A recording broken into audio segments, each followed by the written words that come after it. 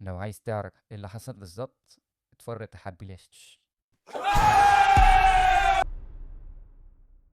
اهلا بيكم في حلقه جديده من الماجفيرس. الحلقه اللي فاتت اتكلمنا عن نبته بلايه في الصحراء الغربيه في العصر الحجري. الحلقه دي هنتكلم على الفيوم في العصر الحجري برضو او قبل توحيد القطرين. اول فريق استكشاف راح يستكشف الفيوم كان سنه 1920 تقريبا، كان بقياده كيتون تومسون وجاردنر. تقدر من الصوره دي تطلع لي كيتون تومسون وجاردنر؟ ايوه يا سيدي، هما الاثنين الستات اللي واقفين على جنب دول. وفي 10 سنين من الاستكشاف قدروا ان هم يكتشفوا المواقع دي. اول موقع هو كوم دبليو، وتاني موقع هو كوم كي. وقدروا ان هم برضو يكتشفوا الاحواض او اماكن منخفضه جدا، نقدر نقول ان هي كانت بحيرات في وقت ما. الاحواض دي سموها ان ويو وزد واكس وال وكي. لا انا مش فاهم يا مجهود. هم دوروا ليه في الصحراء؟ وايه اللي خلى الناس دي تقع في الصحراء اصلا بعيد عن البحيره؟ ده سؤال جميل. لو بصينا على الصورة دي هنشوف الحجم الحقيقي للبحيرة ساعة ما كانوا عايشين فيها قبل التاريخ. الأمطار ساعتها كانت أكتر بكتير، والبحيرة كان منسوبها أعلى وكانت مغطية مساحة أكبر بكتير. فهم ما كانوش عايشين في الصحراء، هم كانوا عايشين على البحيرة. بس دلوقتي البحيرة جزء كبير منها جف وصغرت، فبقى المكان اللي هم كانوا عايشين عليه صحراء دلوقتي. وعندي ليكم مفاجأة، احنا بعتنا ماج 420 يقعد معاهم الفترة اللي فاتت ديت، مدور رجعه بالزمن، وهيقول لنا بالظبط هو عايش معاهم ايه وهم بيعيشوا ازاي. يا مزاجنجي، عايزينك تحكي لنا كل حاجة عشتها معاهم عشان نفهم. الحقني يا مجهود، أنا اتبهدلت. ايه يا ابني اللي حصل؟ أنا أحكي لك على كل حاجة، ده كان أسبوع أسود. أنا عملت زي ما أنت قلت لي بالظبط. أول ما رجعت في الزمن دخلت وسطهم وبقيت واحد منهم وراقبتهم. لحظة لحظة يا ابني، انا مش قايلك تلبس زيهم. ايه الفانيلا دي؟ لا يا عم، أنا ده ولا الفريق الأبيض. كنا نصحى من النجمة نطمن على المحصول ونزرع شوية شرير أو قمح عشان المستقبل، وكانوا بيزرعوا كمية على قدهم. لما القمح كان يبقى جاهز كنا بنستخدم شفرات مناجل عشان نلم بيه القمح من عن الزرع، وكنا نجمع المحصول. وكان في كذا حفرة في الأرض متبطنين بالسلال اللي هم عاملينها، وكنا بنخزن المحصول في السلال دي. بالنسبة للحيوانات كانوا بيربوا حيوانات كتير، كلاب، فنازير، فرفان، معيز وبقرش. تحس نفسك قاعد في مزرعة. ورغم ان هم كانوا بيربوا حيوانات كتير الا انهم كانوا بيحبوا يصطادوا سمك من البحيرة. والبحيرة فيها كذا نوع سمك، قراميد وبولتي وانواع تانية. ومع ان مفيش لا ذهب ولا فضة، لكن كانوا بيعملوا زينة من قشر بيض النعام او من عظم الحيوانات. وفي مرة يا مجهود، مش قادر اقولها، في مرة واحنا بنلم الحصاد المنجل بتاع واحد وقع على الأرض. لقيته بيقول لي وطي. قلت له لا لا، مش أنا موطي. لقيته موطي جايب المنجل وضربني في راسي، وخدوني وربطوني في الشجرة زي ما انت شايف كده. بص، الجزء الاولاني من القصة ده انا مصدقه، الجزء التاني ده مش تمام. انت مش مصدقني يا مجهود؟ انا على طول مظلوم كده. مدور، شغل التسجيل. يا لهوي،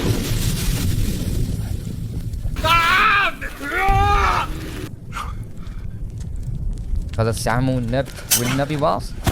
اخي انا اتفضحت. طب مش طول ما انتم مسجلين؟ بتشرب مخدرات في وسط المهمة اللي بعتك ليها، وولعت لهم في زرعهم، وفي الاخر بتتبلى عليهم يا مفتري. عقابا ليك هنسيبك عندك ومش هنجيبك. استنى كده، ايه ده؟ الحمد لله، انا كنت عارف ان قلبك طيب مش هتسيبني. لا هنسيبك عادي، بس انا كنت عايز اقول كام حاجه كده للمشاهدين. شايفين الشجره اللي مربوط فيها المزاجنجي؟ دي شجره الاسيل. منقبين الاثار لقوها في الموقع زي ما انتم شايفين كده. بالنسبه بقى للحبال اللي رابطينه بيها، فدي الياف نباتيه معموله يدويا زيها زي السلال اللي بيخزنوا فيها الاكل. بالنسبه اللي على راسه ده مش شاش، ده تقريبا قماش معمول من نباتات ممكن تكون زي الكتان مثلا، او نبات مائي جايبينه من البحيره. أنا عندي سؤال، هم حللوا عينات عرفوا الكلام ده كان سنة كام؟ ده سؤال حلو يا دكتور، بس احنا لسه في العشرينات. ما ننساش ان الكربون المشع اللي بنحدد بيه الزمن لسه فاضل عليه بتاع 30 سنه، لانه هيكتشف في اخر الاربعينات.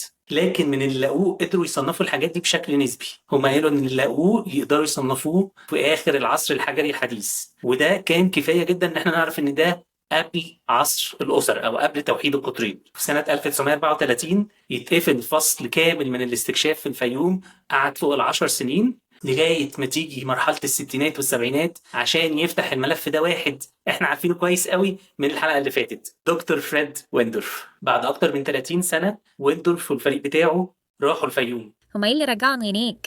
ما كيتن تومسون وبيردمر عرفوا كل حاجة خلاص. ده سؤال مهم جدا. اهم حاجه كانت مع ويندورف ما كانتش مع الفريق بتاع كيتون تومسون هو الكربون المشع. دكتور ماجدة ممكن تشرح لنا ايه هو الكربون المشع؟ سهله خالص. اي كائن حي بيدخل جسمه كربون. النبات عن طريق التمثيل الضوئي عن طريق الشمس، والانسان والحيوان عن طريق الاكل. لما الكائن الحي بيموت يبتدي الكربون في جسمه يقل تدريجيا واحده واحده، وعشان كده بنقارن نسبة الكربون اللي موجودة في جسم الإنسان أو الحيوان أو النبات ومنها بنقدر نعرف هو كان عايش من كام سنة بالظبط كده. والكربون مشع ما كانش هو التطور الوحيد، لكن المعدات كمان كانت اتطورت جدا، وده خلاهم يقدروا يكتشفوا حاجات جديدة في نفس المواقع اللي كيتن تومسون كانت بتدور فيها، ويكتشفوا كمان موقعين جداد. واللي شاف الحلقة الأولى هيعرف هم أنهي موقعين بالظبط في الصورة. مين فاكر E61 في نفتا بلايا؟ ويندورف اكتشف موقع E29H1 و E29G1.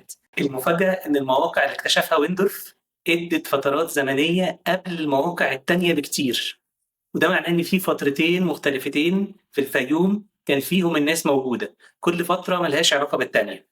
ومن هنا سمينا المواقع بتاعت كيتون تومسون الفيوم ألف، والمواقع بتاعت ويندورف الفيوم ب. لا كده انا تهت منك، يعني الفيوم ده قبل الفيوم الف؟ طب ما كان عكسوا الاسم وخلاص. عندك حق تتلخبط، رغم ان الفيوم ب كانت زمنيا قبل الفيوم ألف، الا ان هم سموها كده عشان احنا لقينا الفيوم ألف قبل الفيوم ب. لكن عشان نكون واضحين، الكربون المشع طلع ان الفيوم ب موقعها قبل الفيوم ألف بآلاف السنين.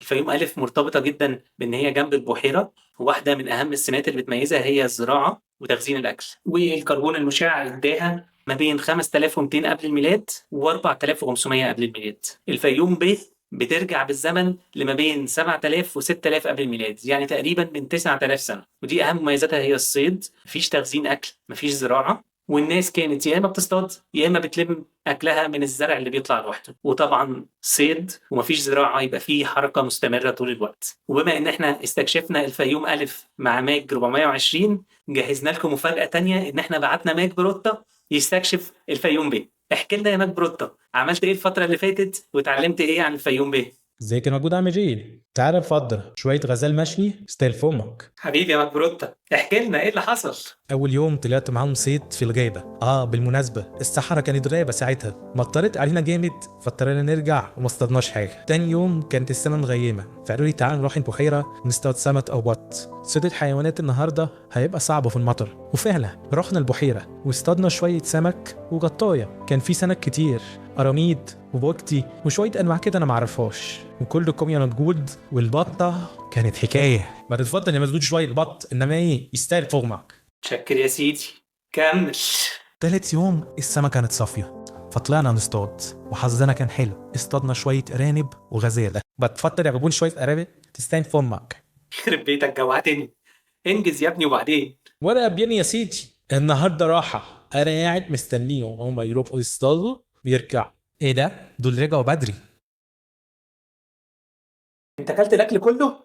هاتوه. طب سلام عليكم أنا بقى يا مجهود.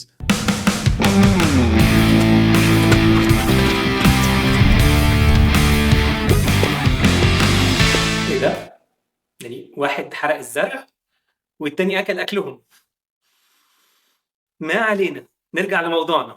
فريق ويندورف لما حاجته واتكل على الله واكتفى بالاستكشافات اللي استكشفها، وبكده تكون اتقفلت المرحلة التانية من الاستكشاف في الفيوم، لغاية تقريبا بعدها ب30 سنة برضو جه فريق جديد يستكشف تاني.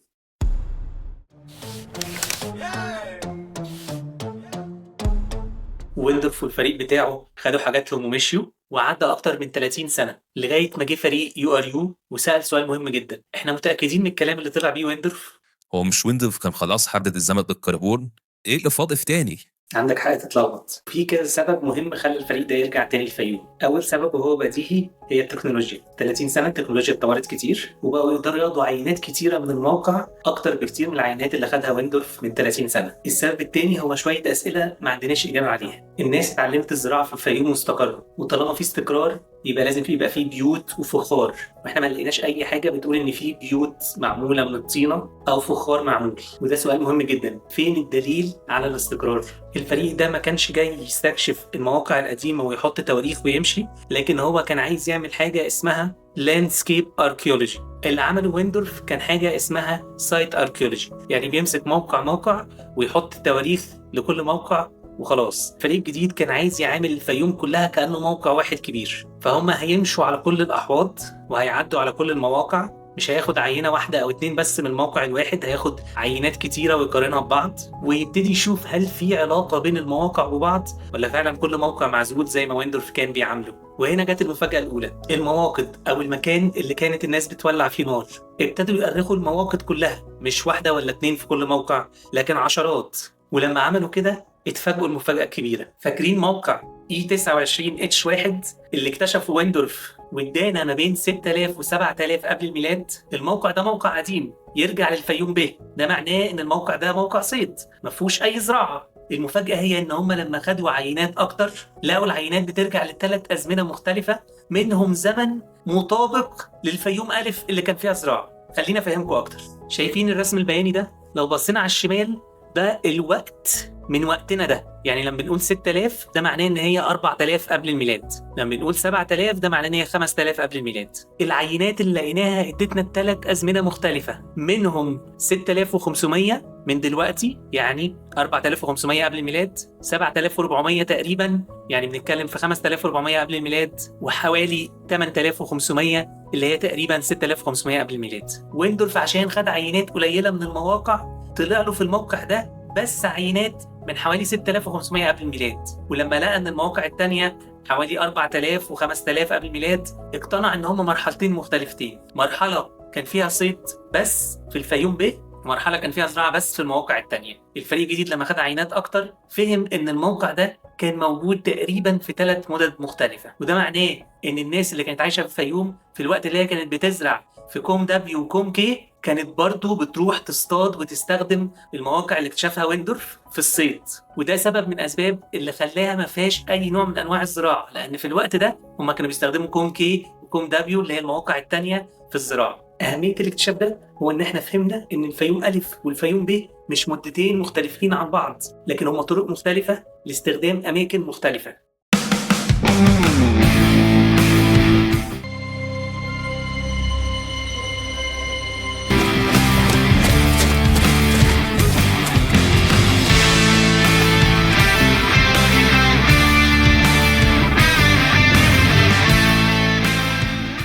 يا نهار ابيض، يعني طول الوقت ده كانوا هما الاثنين عايشين في نفس الوقت بس في اماكن مختلفه. طيب انا عندي سؤال، ليه في اوقات ما كانش في حد عايش خالص في مواقع الصيد؟ ده سؤال حلو، والاجابه بصراحه هو اننا ما نعرفش. المؤكد هو ان اهل الفيوم ابتدوا يعيشوا على الصيد والسمك في المواقع اللي اكتشفها ويندورف E29H1 في الاول. بعد كده لما اكتشفوا الزراعه اتحركوا وراحوا عايشوا في كوم كي وكوم دبليو وسابوا مواقع الصيد فتره. زي ما شفنا في الرسم البياني كان في فجوه بين الفتره الاولى والفتره الثانيه، لكن حصل حاجه خلتهم يرجعوا لموقع الصيد. في هنا احتمالين. الاحتمال الاول هو ان حصل جفاف شديد، الجفاف ده خلاهم يسيبوا الزراعه فتره ويروحوا يقعدوا في مواقع الصيد. الاحتمال الثاني هو ان هم ابتدوا يقعدوا في المكانين في نفس الوقت، وفي الفترات اللي فيها مطره الموضوع ده سهل جدا. هم مش محتاجين غير ان هم يروحوا يرموا البذور في فتره من الفترات وبعد كده يروحوا مواقع الصيد عشان الصيد هناك اسهل لان هم هيبقوا في قلب الغابه. وهم في مواقع الصيد المطره بتقوم بالواجب، المطره كانت قويه جدا وهم مش محتاجين اكتر من ان هم يرموا البذور. بعد فتره بيرجعوا يلموا المحصول ويقعدوا هناك شويه لغايه ما يرموا بذور تاني. احنا مش متاكدين انهي سيناريو فيهم هو اللي كان حاصل فعلا، لكن اللي اتاكدنا منه مع فريق UMU ان الناس رجعت لمواقع الصيد تاني سواء كانت في نفس الوقت بتزرع او لا. الاكتشاف ده كان مهم جدا بالنسبة لعلماء الآثار والحفريات. بالاكتشاف ده قدرنا ننسف الفكرة الموجودة عن ان الزراعة لازم يجي معاها استقرار. اهل الفيوم كانوا بيزرعوا من غير ما يبنوا ولا بيت واحد من الحجارة او من الطين، ولان الظروف كانت سهلة بالنسبة لهم ان هم يفضلوا بيتحركوا وما يبقوش مستقرين 100% في نفس المكان وفي نفس الوقت يقدروا يزرعوا، عملوا كده. ودي كانت الفيوم قبل توحيد القطرين. ما تنساش تعمل لايك وفولو على فيسبوك وسبسكرايب على يوتيوب عشان تشوف الحلقات الجاية اللي هنتكلم فيها عن مدن الشمال ومدن الجنوب. في الآخر خالص نختم بتوحيد القطرين.